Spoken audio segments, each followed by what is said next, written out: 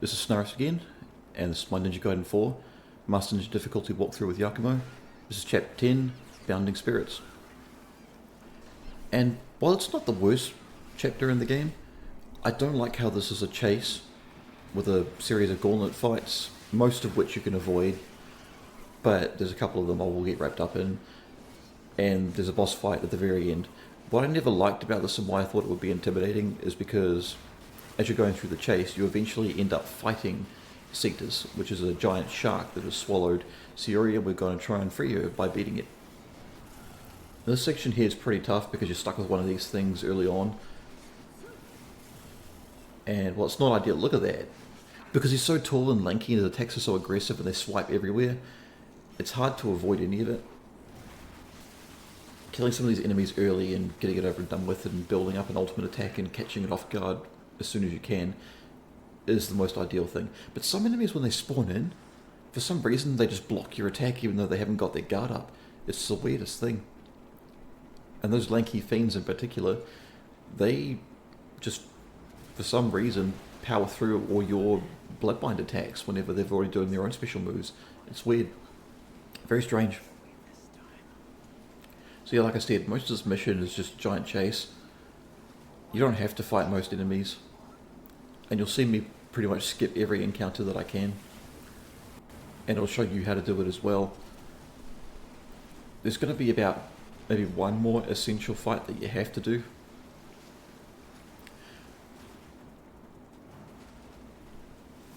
Sorry, I just lost my train of thought. Yeah, so come up here and you can completely avoid all the fights below, and you can swing over one of the shark portals that's supposed to pop up there and block you in. And you have to kill it if you want to get through. But by doing that you can get by. And I think that's pretty neat actually. Having a secret little passage where you can just go above or beyond and away from these fights.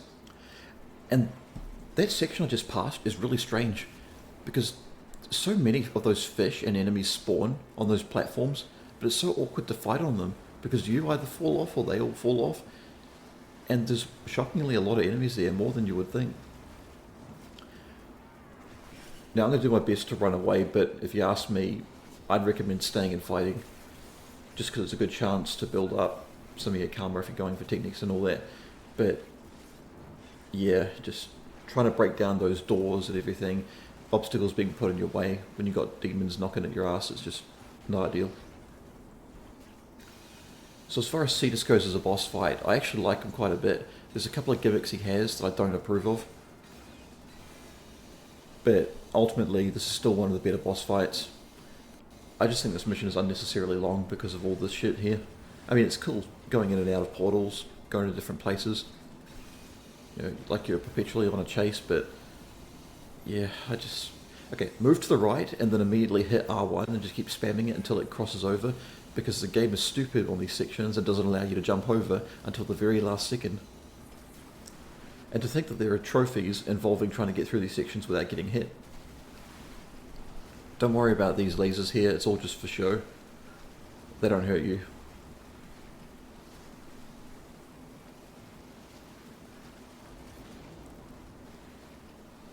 Oh, now I remember. Original train of thought that I lost. Yeah, when you're going through this chase, if you happen to get hit or you suffer a lot of damage or you spend some items, you'll end up falling down through several portals and you'll come to the Cetus boss fight. All you have to do when you get in there is just pause, retry from checkpoint, and it'll put you in a tiny little room where you've got a Darkness terminal and a Terran statue to do whatever you want, to restock on your items, get yourself health, and then it'll take you straight back out, and then you just jump back into the arena and you can fight Cetus. Now this fight here goes on for a lot longer than it should, and that's my fault, so I apologise. This shark portal here is blocking the way through a door that is already open, so as soon as you do it, you can pretty much just disable the lock-on for these enemies and run straight through the door and carry on with the mission. You don't have to stay and fight them. The only reason you would is for the sake of your score, or because there's a bunch of chests lying around here with items. But I find, look at all these orc enemies with the cleavers. These guys are so dangerous, and luckily I've got the berserk state, so I can, I can clean house, rip through them all. And it's a good thing too, because they're very irritating to take on, especially when there's several of them. But one thing I want to mention about the Cetus boss fight is, yeah, I don't like the arena. because it's made of water and allows you to ride around on your surfboard, but you can't get away from any of the boss's attacks.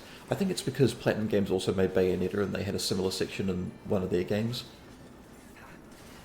But it just doesn't work. You can't avoid any of their attacks, you can't get away from it or anything, because it goes under the water and then it pops back up and takes a bite at you, and the hitboxes are really awkward and weird.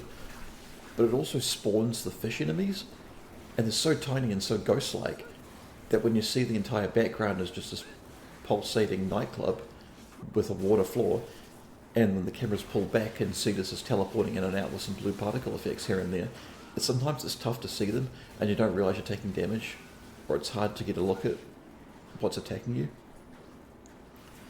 So when it comes to the fish, something I found to do is just to stay with the mechanical arms, keep a distance, wait till they spawn, and then just use the bloodbind attacks, just spam them, throwing the bigger shurikens, because on the way to hitting Veil Toll, it might clip the fish and kills them in about 1 or 2 hits. That's about the best thing I can do as far as killing them quickly goes. Otherwise they're a distraction, and Cetus will take advantage of your distraction and he'll completely mess you up. He's got this stupid teleport grab. Well, not teleport grab, but he like reaches out and grabs you. Unless you've already dodged before or your timing is absolutely pitch perfect, he'll always grab you, do tons of damage and slam you into the ground. It's the most annoying command grab in the entire game. More than those big lanky kind of vampire looking demons that flail all around the place and jump around. I've expressed no shortage of hatred for. It's similar to that in terms of how much it frustrates me. But even worse in the second phase is that when Cetus does a special attack or goes in for certain attacks, he'll teleport, disappear, and appear beside you or behind you, and the camera immediately flips around and completely disorientates you, and he'll grab you, and he'll do even more damage. And it's just such a cheap bullshit way too. It's so stupid. Even that grab he does can't be broken with bloodbind attacks. Okay, now this here coming up is going to be where you're falling down a massive pit. Well, in a little bit it will be. And portals will appear in different places and you've got to move towards them or move back away from them. And there's me thinking I could skip ahead, but I can't, so I end up latching on.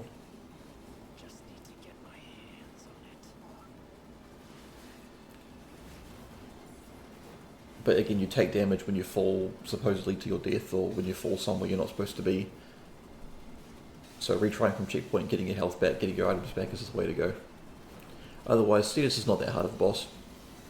Yeah, so this here, you need to move forward as far as you can. If you hesitate even a millisecond, you'll miss it. It's so stupid.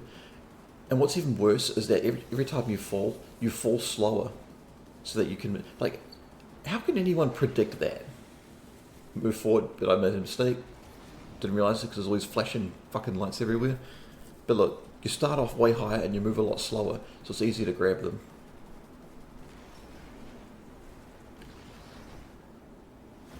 So here comes Cetus boss fight. Yep, you're going to see me do it. For the first time in this walkthrough, I believe. You're going to pause the game, restart from checkpoint, you're down here with the Darkness Terminal and the Terran statue. Go up the stairs, go out through the door, and you can jump back into the arena and get back to it. This is also really good if you're going for runs with higher scores to try and get S ranks. So that way you don't have to worry about dying. See, when he aims upwards and starts spewing, that's when he starts firing spirits at you. If you miss the interruption attack, that's okay, because it's very easy to dodge them. So that's what I mean. Even when you're on the surfboard and moving away from them, the camera just instantly flips around wherever he's going to be, so it's tough to predict where he is. And something I noticed too is that even with this bloodbind attack, and you have an attack buff on, it still takes a lot of punishment, because for a lot of other bosses, they'd be in the second phase already. So Cetus is definitely tough. I love its design, I really do. I think it's awesome looking. I just think it's got a couple of things I don't really like about it. That command grab right there. It doesn't look like I did anything, but trust me, I did something. It's just that I was stuck against the wall. And spawning the fish like he's doing right now, this shit's annoying. If you keep away from them, they'll pacify. Because the boss comes all around the arena, these fish are always going to be on your bum. So I use a bloodbind attack now, and see the fish right in the way. Pretty much all of them got killed. So it's not as bad as it could be, but it's still pretty bad. And the boss does the stupid thing where a lot of them have some sort of roar or get back sort of move to keep them away. See, now it's going to start teleporting all around the place before it does all its moves. And I don't know what's going on with the subtitles there. Like, is that a mistake or is that just intentional? Like, Cetus is speaking some sort of strange, like, demonic language. Or fiendish language, I guess. See, again, I use a bloodbind attack to try and catch him off guard and break his special, but he teleports and does it right beside me and it completely throws off my lock-on. So stupid. So unless you get him basically right as he does it and predict it, you can't really get him out of it. And you get him down halfway and the lights come back on. He's still going to teleport, but it's a lot less nerve-wracking. And that was a clean parry there, wasn't it? Trying to use some items just to get my health back up, make sure I was alright. Because that's a kind of a trick you can do as well. You can use the item wheel. You can use the item wheel to slow down time around you, so you can watch what the bosses or the enemies do for their attack patterns, and just as soon as they're about to strike, you disable the item wheel, and you immediately hit block, and you'll get a parry. It's not always guaranteed, of course, but it's still a neat little trick you can try out. Okay, so the fish is here, but I'm just going to use the bloodbind attacks and just spam them like crazy. Had enough of this bullshit. Terrible boss. I did a move I didn't intend to do, and so he nearly got me again. And that is just the... I'm getting mad just looking at that. Cost me one of my items, and if I didn't have it, I would have been dead right there. Because this boss just can't stop spamming bullshit and I hate it. And here comes probably my favourite of Yakumo's execution kills against the bosses. A little bit longer than I would have liked, but immensely satisfying. Boom, done. Mission's over, we get out of those terrible sewer levels,